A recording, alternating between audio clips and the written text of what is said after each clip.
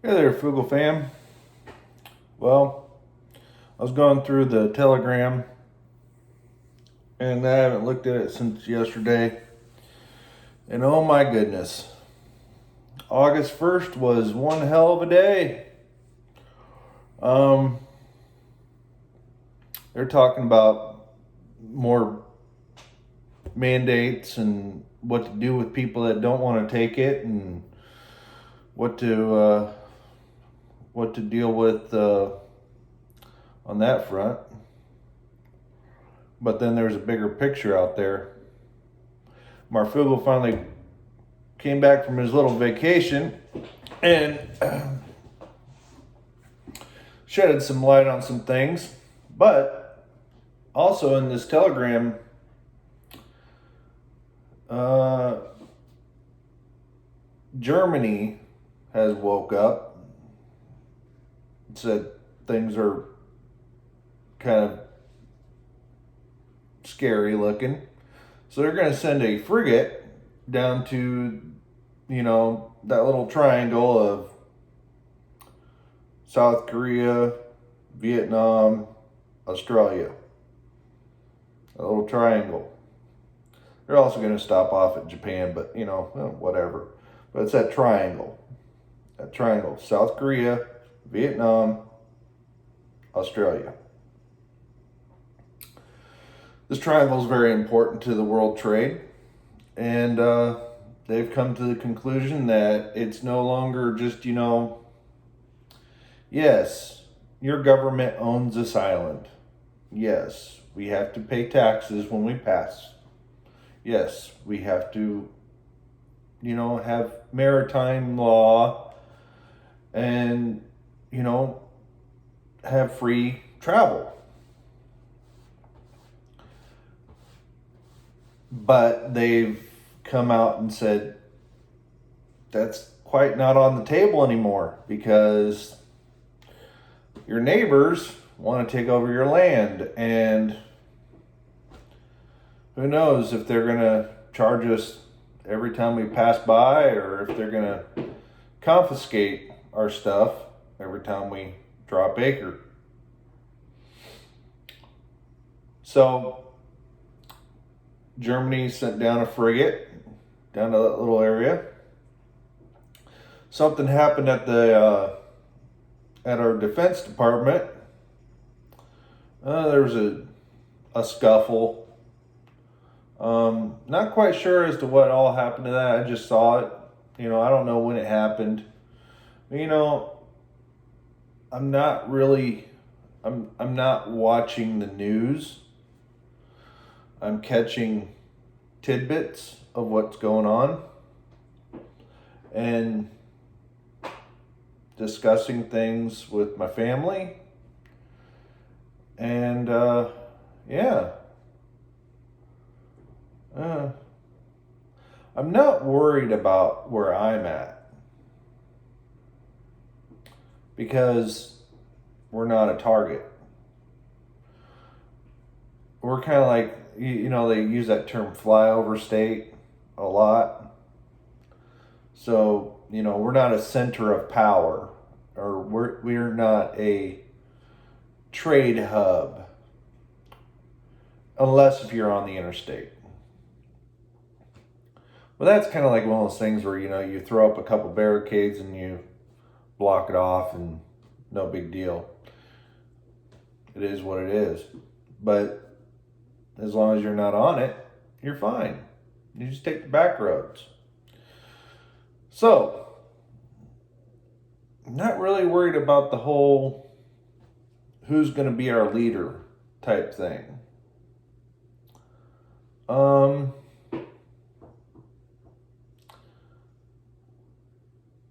There was a story that came out, and I don't understand why nobody said anything before it was passed. But California says that if you're a pig and you don't have a 4 by 6 foot pen, we can't slaughter you and send you into California. I think it's the same thing for chickens. I don't know if it's 4x6, but whatever. And you know, I don't understand the mentality of why would you do this to yourself? Are you so bleeding heart stupid that you're worried about the 18-month lifespan of a pig? That's all it is, 18 months. If that, you might get 1 year. So you're worried about the 18-month lifespan of hog confinement to the point that you're willing to cost yourselves, $6-12 a pound for a pork loin? I mean, that's gonna be an expensive lunch. So it doesn't make any sense to me. Why would you shoot yourself in the foot because you have a splinter? These things don't make any sense to me. Now, if you put it in the terms of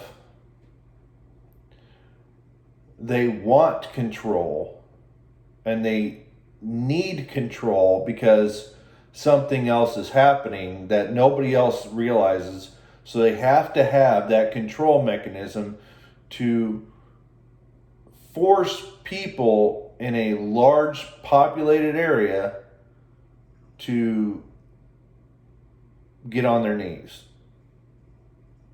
Beg for a sandwich. Beg for anything. That kind of makes a little bit of sense. Because if your population is now starving, and you tell them, oh, we'll give you sandwiches, they'll come running to you.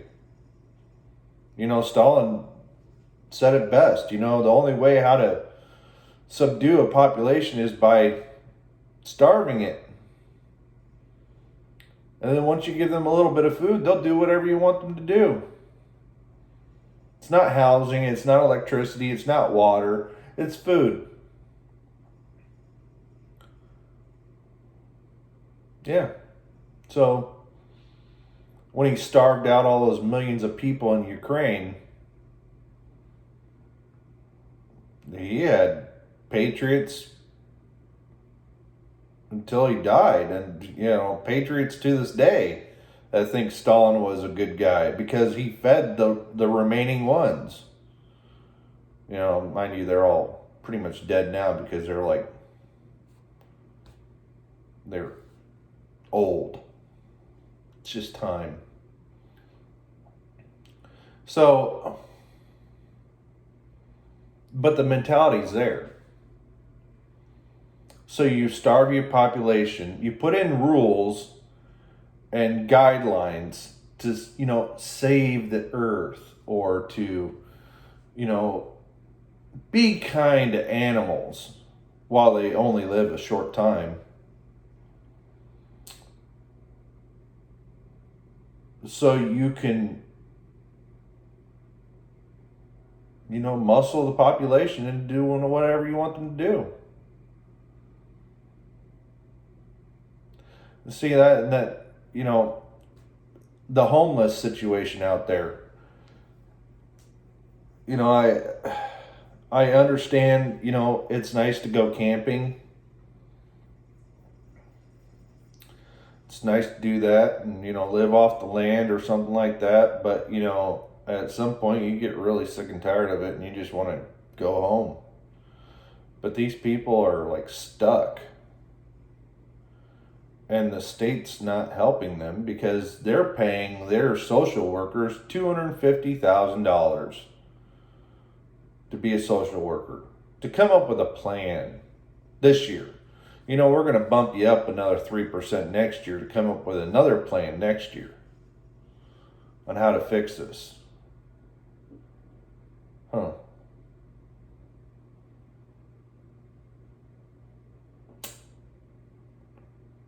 Meanwhile, people are leaving left and right, running for their lives, which, if you've been a subscriber to mine for quite a while, you know that I really do not like the West Coast.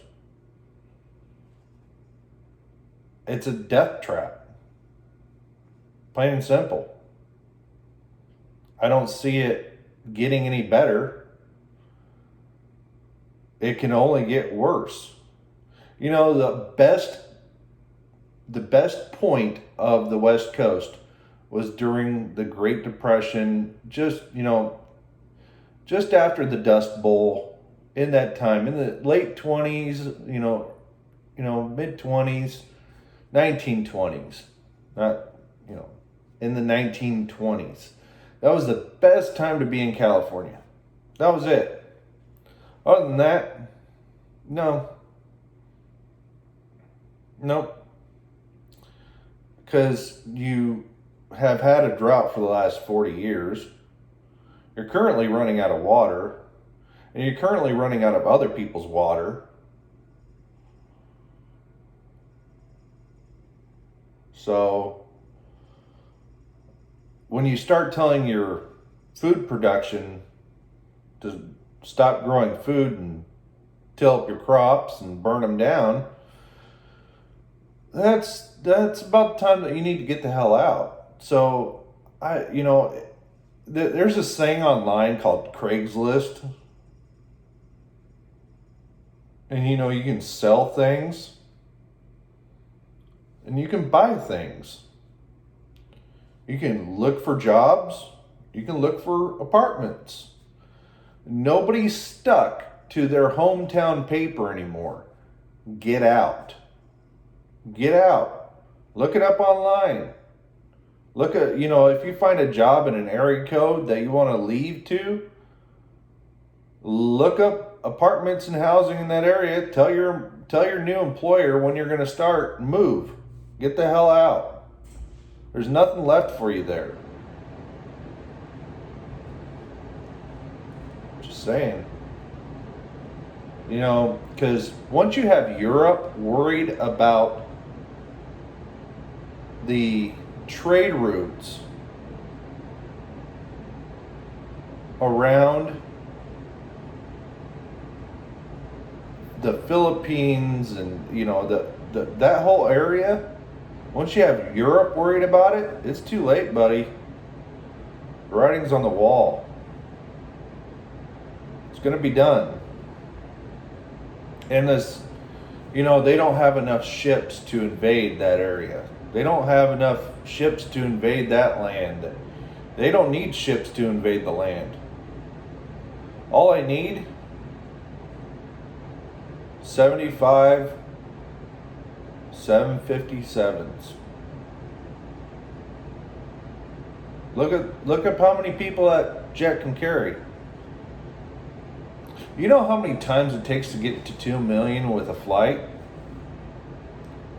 If you have 250 people on each flight, that's pretty quick. Especially when you're less than 5 minutes away. Yeah. Those flights do not leave from Beijing. They leave from close areas. And they just fly right over and they drop troops. There's this little movie that we like to watch. It kind of had something like that. You don't need a whole lot of ships. All you need to do is get the guys on the ground and subdue the police officers. Which, quite frankly, at this point, if I was a cop and I saw that falling from the sky, I'd drop my badge in an instant. I'd be like, yep, here you go. They didn't do anything for me, maybe you will. Good luck. I just disappear. Why would you fight it? Do you have are you a beat cop with an M16 with 30 clips, 30 magazines, and fully loaded to shoot at the people that are falling from the sky? Because I tell you what, if it's just you ain't got enough. So just drop your badge and walk away. So, yeah. Shout out to my buddy Rip Curl. You know, this kind of has a little something to what we talked about a long time ago. I joked with him about how, you know, if they were to start dropping people down where he's living, he'd run out there with a Bowie knife and start skinning them alive. And that's just, envision that Rip Curl running out there with a Bowie knife. It's the best fun you could ever have all day in your head. Well, that's kind of what I have to say about today. You know, it's August 2nd. I think it's August 2nd or August 3rd. Who knows? But we all knew that August 1st was the day that, you know, big elephant chips start hitting the fan. If you get what I'm saying. Big elephant chips. And so far, it's been kind of interesting to watch it happen. You know, 20,000 people in Florida. 110. You know, it's all going to be your fault. You're not jabbed, so it's your fault. But, you know, this jabbed guy over here, the senator, he got sick too. So what good does that do? Oh, it's better that I got sick with the jab, because it could have been worse off. How would you know? How would you know? Your partner in crime over here, Mr. Chuck Grassley, our wonderful senator at arms, he lived through it. He's 86 years old. He lived through it without a vaccine. I mean, come on. Either that's fake and they're playing us all, or it's real and holy crap, I'm not worried. On the home front, my mother-in-law's sick. And we kind of think that it might be, but it might not be. Who knows? You know, that with fall, spring sinuses, and, you know, you never know when you're going to pick up a bug. So, you know, she's going to go get tested tomorrow, I guess, and see what that is. But, you know, oh, my son shot his first pheasant. That's right. It's a guinea fowl. Guinea fowl. He walked out just like the toilet paper. You know what I'm talking about, toilet paper. I got me some. He walked out and got it done. I'm so proud of him. His first hunting experience. It's great. We're gonna clean it up and it's already cleaned up, but we're gonna have that for dinner tonight, I think. I hope so. Really want to try it out. But yeah, so that's what's been going on with us. It's been great weather out here. It's been 80s. This morning you could smell the smoke in the air from that western side, and it smells like wet ashes in a fireplace. You know, I woke up this morning, I'm like, what the hell? Is somebody smoking an oak tree out here or something? And it's thick. It's thick. It gets to the back of your throat and you can smell it. So I don't, you know, anybody that's still over there in that California, Oregon, Washington area, I feel so sorry for you people that are dealing with that on a yearly basis. That stuff stinks. It smells like it, and I got a whiff of it Saturday,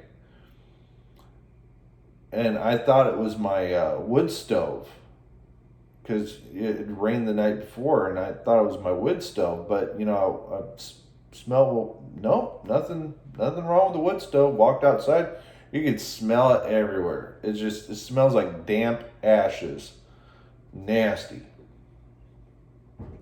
So yeah, that's what's going on. So that's probably another curse of the COVID. But I'm gonna let you guys go. You guys have fun. Be safe. And, skin some paratroopers when they fall.